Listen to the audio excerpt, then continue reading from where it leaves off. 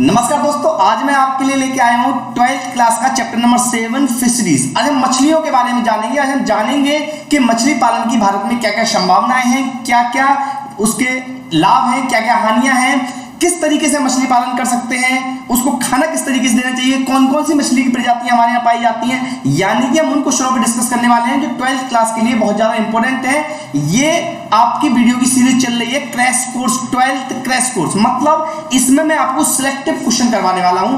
पिछले 6 चैप्टर हमने कंप्लीट कर लिए, आज हमारा 7वां चैप्टर है मछली पालन। इस चैप्टर से 2 नंबर का क्वेश्चन पूछा जाता था। अगर पुराने पैटर्न पे एग्जाम होता है तो इससे 2 नंबर के क्वेश्चन पूछा जाता है, साथ साथ इससे ऑब्जेक्टिव टाइप क्वेश्चन पूछे जाते हैं। तो ऑब्जेक्टिव टाइप क्वेश्चंस मैंने किसी भी चैप्टर के साथ कवर नहीं किए हैं। सारे ऑब्जेक्टिव टाइप क्वेश्चंस मैं 1 या 2 क्लास में आपको कंप्लीट करवा दूंगा।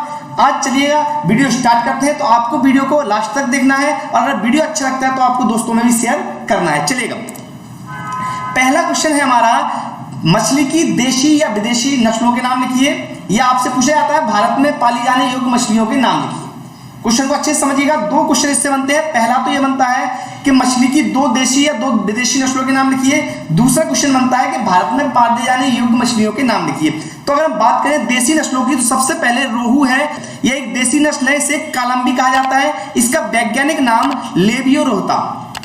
यह एक वर्ष में इसका वजन 500 से लेकर 600 ग्राम हो जाता है।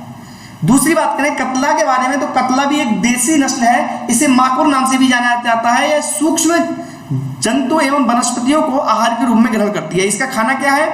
इसका खाना है सूक्ष्म जंतु और वनस्पति। किसको खाती है? छोटे छोटे जंतुओं को खाती है और वनस्पतियों को खाती है। यह एक वर्ष में लगभग 1 किलोग्राम वजन की हो जाती है। तो ये क्या है? ये बहुत जल्दी वेट गेन करती है और बहुत जल्दी वेट गेन करने की वजह से इसके हमें दाम अच्छे से मिलते हैं, इसका प्रोडक्शन हमें अच्छा मिलता है। आगे बात करें मृगल, तो मृगल क्या है? यह भी एक देसी नस्ल है। यह तालाब के जलीय क्षेत्र में रहना पसंद करती है, मतलब ये किनारों पर रहना पसंद नहीं करती, बीच तालाब में रहना पसंद करती है। यह जंतु प्लवकों को अपना भोजन के रूप में ग्रहण करती है। जो भी प्लवक होते हैं पानी में पाए जाते हैं उनको अपने खाने के रूप में प्रयोग करती है और इसका वजन जो है वो एक वर्ष में लगभग 750 से लेकर 900 ग्राम हो जाता है। तो ये भी काफी वेटेबल हो जाती है।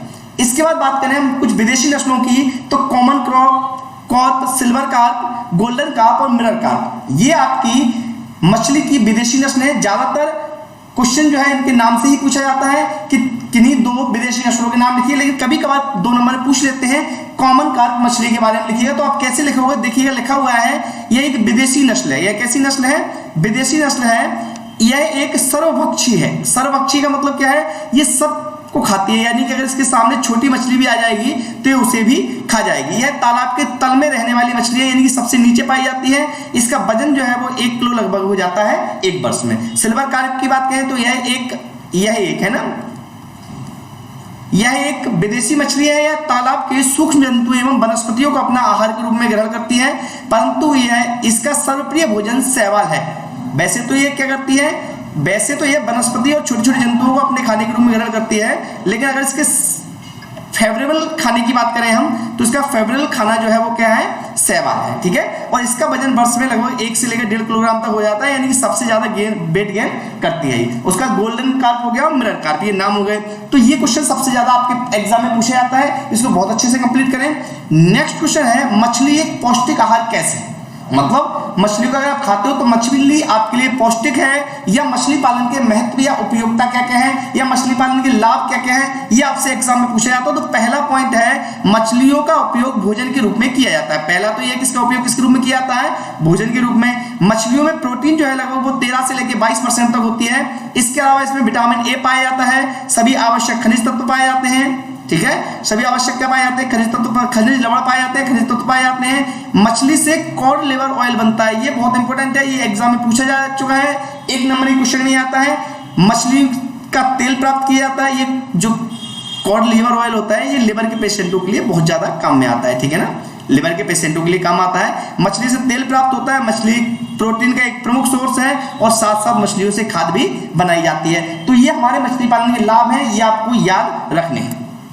नेक्स्ट, मछलियों को पूरक आहार देने की आवश्यकता क्यों होती है? तो पूरक आहार क्या होता है? पूरक आहार का मतलब यह है कि वैसे तो मछली तालाब में रहती है तो जलीय जीव जंतुओं को, छोटे छोटे शैवाल, कवक है ना, इनको खाती है, वो अपने भोजन के रूप में छोटे छोटे कीटाणु जो रहते हैं उनको भी अपने भोजन के रूप में ग्रहण करती है। लेकिन उसको हम जो एक्स्ट्रा राशन देते हैं, जो एक्स्ट्रा खाना देते हैं, जो दाना वगैरह डालते हैं, उसको पूरक राशन कहा जाता है। तो ऐसा नहीं सोचना आप ये पूरक राशन क्या होता है, पूरक राशन कुछ नहीं है, जो हम एक्स्ट्रा उसको खाना दे रहे हैं उसे क्या कहते हैं, पूरक राशन कहते हैं। तो पूरक राशन की आवश्यकता क्यों पड़ती है या क्यों होती है, तो देखिएगा मछली की उत्पादन दर एवं वृद्धि दर बढ़ाने के लिए पूरक आहार दिया जाता है। वैसे तो वो अपना आहार स्वयं लेती है, लेकिन अगर हम ये चाहते हैं कि इसका उत्पादन बढ़ जाए तो हम उसको एक्स्ट्रा में कुछ पूरक आहार देते हैं।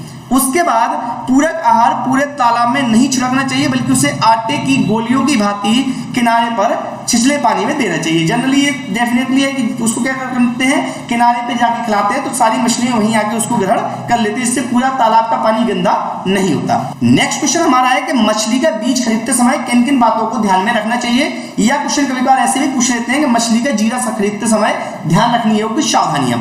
तो सबसे पहली है कि मछली जो है उसका बीज शुद्ध होना चाहिए। दूसरा, मछली रोगग्रस्त होनी चाहिए। तीसरा, मछली जो हम खरीद रहे हैं उसका हमें हैबिट पता होनी चाहिए, उसकी खाने की हैबिट कैसी है। हम बीज तो खरीद के लेके आ गए, अब हमने उससे जब बड़ी मछली होगी हमें ये पता नहीं कि वो मछली कैसी, उसकी हैबिट क्या है खाने की, वो शाकाहारी है मांसाहारी है, तो इन चीजों के बारे में हमें जानकारी होनी चाहिए। उसके बाद मछलियों ऐसी जानकारी होनी चाहिए, अनावश्यक जानकारी होनी चाहिए, मतलब इसमें कौन कौन सी ऐसी चीजें हैं जो अनावश्यक है मछली के लिए, तो वो कैरेक्टर्स भी हमें पता होने चाहिए। नेक्स्ट बात करते हैं, मछलियों को पूरक आहार देते समय कौन कौन सी बातों को ध्यान में रखना चाहिए। पूरक आहार आपको समझ में आ गया, वो जो एक्स्ट्रा खाना देते हैं उसे पूरक आहार कहते हैं। तो पूरक आहार या सप्लीमेंट्री राशन बोलते हैं इसको। तो पूरक आहार देते समय कौन कौन सी बातें ध्यान में रखनी चाहिए। सबसे पहला तो है पूरक आहार के रूप में चावल, दलहन, खली, सरसों, नारियल, मूंगफली आदि फसलों का प्रयोग करना चाहिए। ठीक है। दूसरा यह है कि आहार हमेशा प्रातःकाल देना चाहिए, यानी सुबह के समय देना चाहिए। आहार को पूरे तालाब में नहीं छिड़कना चाहिए, बल्कि उसकी आटे की गोलियां बनाकर, छोटी छोटी गोलियां बनाकर तालाब के किनारे छिछले पानी में डालना चाहिए। यहाँ पे कम कम पानी होता है, वहां पे इसको डालना चाहिए। नेक्स्ट क्या है, पूरक आहार तभी देना चाहिए जब पहले दिया गया आहार मछलियों ने खा लिया। जो पहले से हमने खाना दिया था, यानी कि एक दिन पहले जो खाना दिया था वो जब मछली खा चुकी हो तभी हमें दूसरा खाना देना चाहिए। इसके बाद आहार को अचानक नहीं बदलना चाहिए। भाई ये तो सभी के राशन में है, जब आप डाइट को एकदम चेंज करते हो तो उसके क्या होती है, पाचन क्रियाओं में प्रॉब्लम होती है, इसलिए उसको एकाएक नहीं बदलना चाहिए, अचानक से नहीं बदलना चाहिए। और आज की क्लास का हमारा लास्ट क्वेश्चन है, पूरक आहार के गुण लिखिए। पूरक आहार के गुण क्या होते हैं कि एक तो जो पूरक आहार दिया जा रहा है वो पाचनशील होना चाहिए, भाई पचने योग्य होना चाहिए। दूसरा ये क्या है कि जो पूरक आहार है मछलियों में उसको खाने के प्रति रुचि होनी चाहिए। आहार संतुलित अवस्था में होना चाहिए। उसके बाद सस्ता होना चाहिए, आसानी से उपलब्ध होना चाहिए, और मछलियों का पूरक आहार संतुलित मात्रा में देने चाहिए। तो ये था दोस्तों हमारा आज का वीडियो। धन्यवाद, आपने वीडियो को देखा। और अगर आपको वीडियो अच्छा लगा है और आप चाहते हो कि ऐसी वीडियो आपको और मिले तो चैनल को सब्सक्राइब करें, साथ में बेल आइकन लगा हुआ है उसको क्लिक करें, जिससे कोई भी वीडियो आपको डाला जाएगा तो उसकी नोटिफिकेशन आपके पास सबसे पहले आ जाएगी। और दोस्तों आपसे निवेदन है, अगर आपको वीडियो अच्छा लगा है तो दोस्तों भी शेयर करें, जिससे ज्यादा से ज्यादा लोग जुड़ सके। धन्यवाद, मिलते हैं अगले वीडियो में जिसमें हम जानेंगे डेयरी फर्स्ट यानी कि डेयरी क्रीम बसा के बारे में जानेंगे। तब तक के लिए टेक केयर, बाय बाय, जय हिंद, जय भारत।